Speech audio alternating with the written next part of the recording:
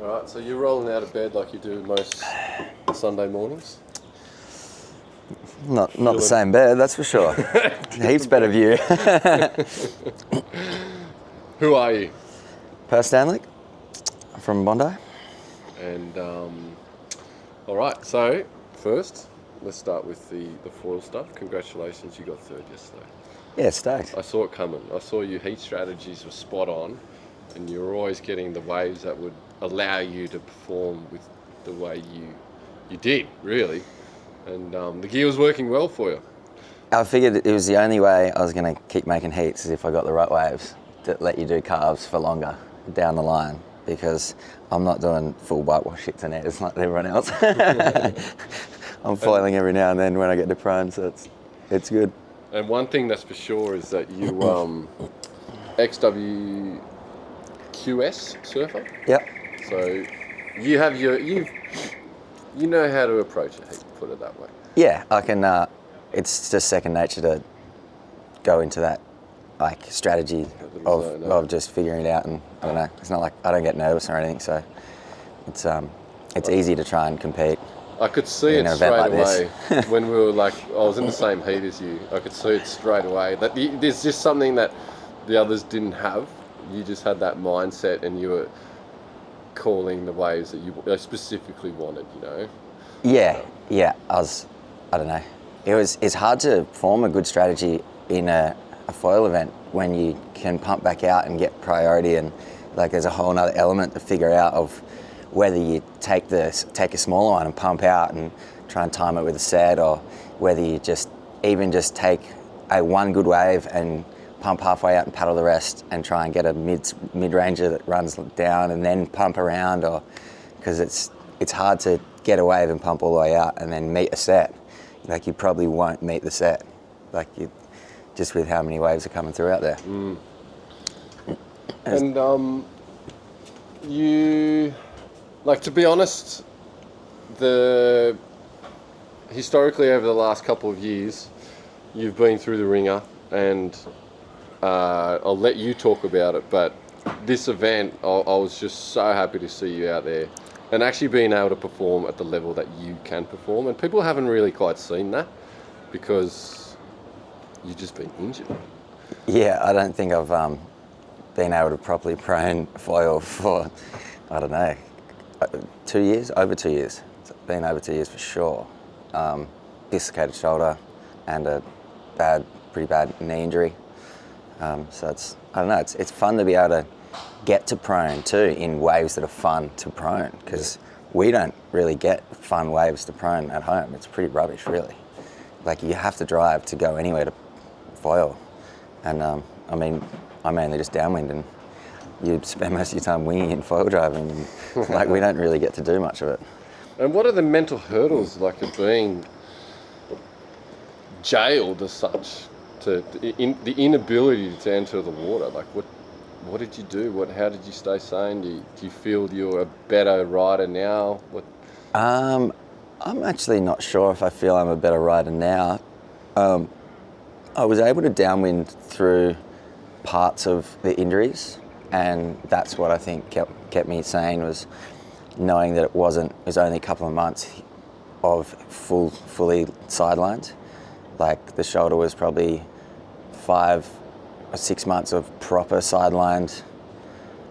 Oh, maybe it was closer to a year, but I still got to do bits and pieces. Still managed to go to the Molokai, and then even with my knee being cooked, I was able to still go do the Molokai again, and I was able to nurse it through foiling. If I just downwinded and didn't push too hard, or if I didn't try to turn too hard, I could get away with it. Or if I didn't try to paddle up too hard and just pick days where I could kind of get by with 1 or 2 good strokes with the wind, I'd be sweet. So there's a thing called foil drive that you can actually just not have to worry about paddle and blow your shoulder out, yeah? Oh, yeah. Bet, mate. Oh, it's sweet. Oh, there's the $50. Winner. Making money. Petrol money home. Oh, you're racking up this trip, actually. Prize money for third? Yeah, a couple of $100 for third. I got won a 50 for stupid drinking games. yeah, and then there was another $50 SurfX voucher, I think, for just the names out of a hat. Epic. I don't know how I won that one. So what do you prefer doing now? It's definitely downwinding. Still? Yeah, but there's definitely more of a time and a place now for me to prone. But now that you won, does that drive your competition side? How competitive are you? Let's delve onto that. I definitely am not as competitive as I used to be. Like, I don't fully care about not being first.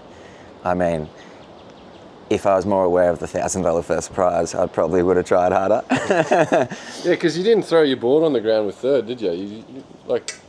You were happy with third. Yeah, I was. Yeah, I wasn't expecting to make the final. So, anything. No, I saw the first heat. First heat I saw you in this. So there was one heat into a semis, into a final, and it was pretty clear that you were going to make it to the finals. The positioning at the end, obviously, who knows, because everyone's ripping. But yeah.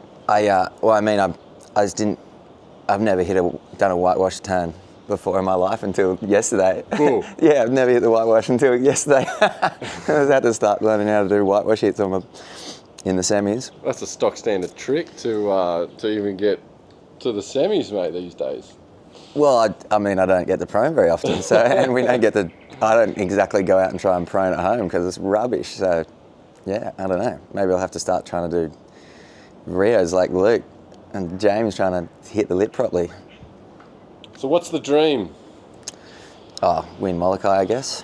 Molokai? That's the goal. More so than you were telling me that you like sailing. You were telling me that you want to do the Sydney to Hobart. Yeah, that's definitely a goal. Where does that rank? It's a different thing. I don't think obviously you're going to have to put time into different aspects, but to do the Sydney to Hobart and to do Molokai, they're so different that I don't think they really take much time out of each other's stuff. Like, you can do them both at the same time. They're 6 months apart. Sailing is basically going foiling in a different form, using the wind, chasing bumps, like, I don't know, playing around the harbour with mates or going down the coast, doing little ocean races. They kind of go hand in hand almost. Like, you get on the ocean, it's not like a totally different sport like rugby or something where you got to train totally differently. Like, you can train for foiling at night if you want to, or you can go downwinding when it's real windy. Like, you don't really want to go sailing when it's 20 knots anyway because it's too hectic. You just get bashed around on a boat for 3 hours. It's painful. You may as well go foiling, and then when it's 10 knots and the swell and wind are going in the wrong directions, you go sailing. Like, they work pretty well together, I think. You enjoy the isolation on the water. Is that what you're appreciating when you're sailing and sub downwind? Because let's not kid ourselves. When you go sub downwinding with anyone, you're never next to them.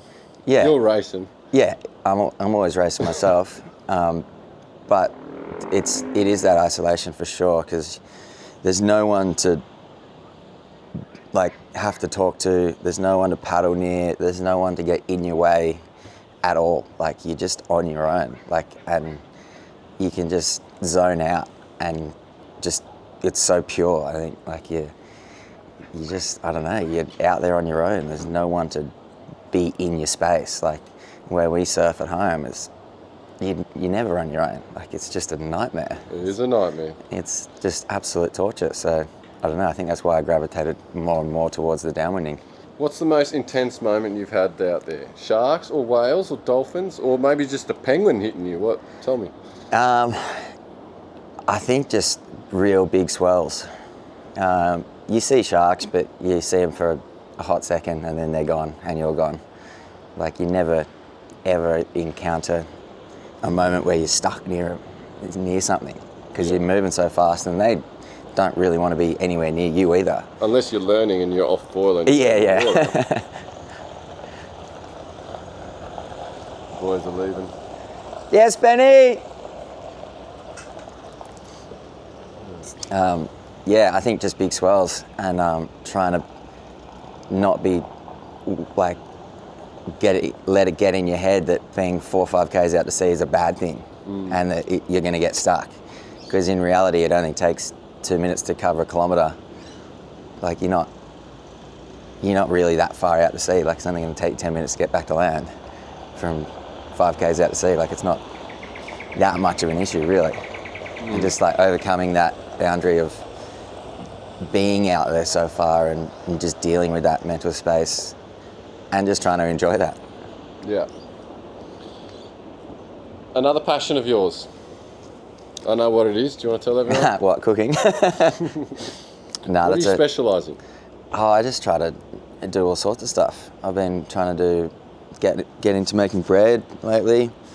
That was a real injury thing for me. Just what, like sourdoughs and all the fancy breads, or? I've been doing focaccia lately. I'm going to start trying to figure out how to make a real good pizza dough.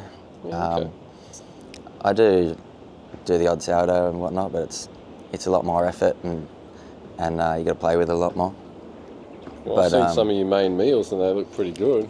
Oh yeah, the normal cooking's good too. Making Do you wear an apron? Nah. Sure I should. I can see like a nice pink apron on the front. No, I got a maroon one, but I don't think I've ever worn it. I just try to ruin only like 3 sets of clothes.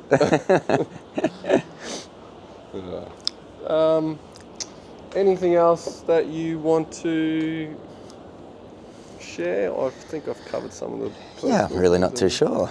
I'm trying to expose people with the people... expose on YouTube who these people are that are competing and what these athletes are like. One thing I would like to start doing is foiling big waves more, and I feel like we could... I never answer your phone, do I? Well, you're either working, I'm working, or you've already found a tow partner. But even just like foil driving big waves or something, surely there's a way we can like find better ways to do that. I've been there. I think foil drive works to like the 6 to 8, and then you go into the territory. You just need the safety. You need the ski, right? Yeah, to get out of the situation. Yeah. Otherwise, you're just dead. It's a big ocean. Yeah. Yeah. No, if you want to do that, the falls are hard because you're going so fast, but everything else is pretty stock standard, like what you used to. Yeah, I was thinking of getting some headgear. Definitely like one of those thin rugby helmet. Those rubbery. Oh, the Tom Carroll. Yeah. The soft ones. SP, something. I've used them. They're good. Yeah, I was definitely thinking about that because, I don't know, you get so slapped, it just hurts.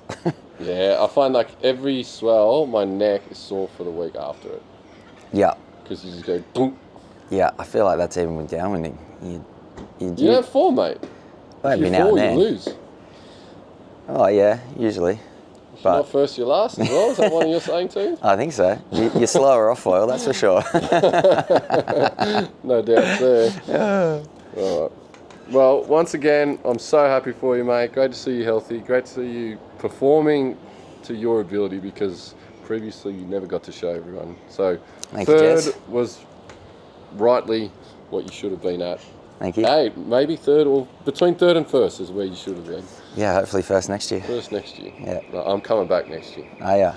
You're going to have to start pumping more, mate. That's for sure. I think gear selection's going to come into play. Oh, yes. How good. Well, that's it. That's a wrap. Heading home from Plumber. So, what a trip that was. Had an amazing time and got great waves. Like, actually got amazing waves. I don't know how often it gets that good, but that was ridiculous. Like, endless lines, offshore, and great people. And yeah, I hope you guys enjoy this longer format YouTube. I really just wanted to showcase the atmosphere and the people that foil, really, and how I guess just how positive and successful and intelligent and creative and diverse the foiling community is, really. Very interesting. So I hope you enjoyed this. If people like it, I'll do some more. It's pretty easy to do. Everyone's always open for a chat, although sometimes it's pretty good to put them on the spot. and make it a little bit awkward, because that's when you get the best out of people. You really got to put them on the spot, because everyone thinks you're going to ask them foil questions, but nobody really knows what they're getting in with when I come and hassle them. But yeah, so wonderful trip. Thanks once again to Lisa and Zane, the creative brainchild behind this event. I think it was wonderful, and until next year, I'll be back. Thank you.